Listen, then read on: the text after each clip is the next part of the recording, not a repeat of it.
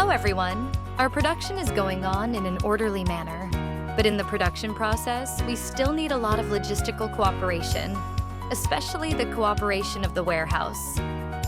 So today, we will briefly introduce the relevant content of the warehouse. This is called electronic equipment, right? This is a warehouse of Zhongnan intelligence, and this side of the warehouse is labor protection supplies, welding materials, especially tools and consumables, and so on. Now, we divide the materials according to the location of the warehouse and mark each shelf with English letters on it. Here we have rubber strips and hand sticks.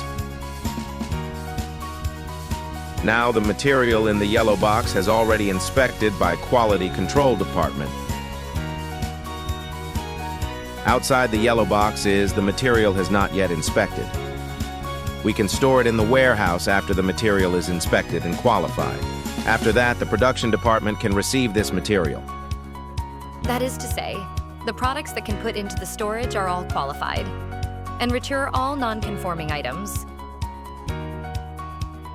Here is the hydraulic hardware and PPR pipe. There are tools and accessories over there.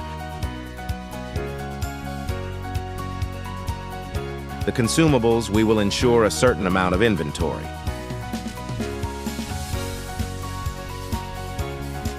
Below this inventory, we will have an early warning.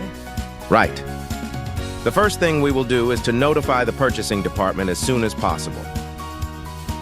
Next to that is our customer supply warehouse, which is to ensure that customers' products can be kept intact. We also have a process for customer supply. We will distinguish which area to put. If we agree with the customer, we will put in the yellow box, and we will make the supply mark. In this way, there won't be confusion when we search for materials.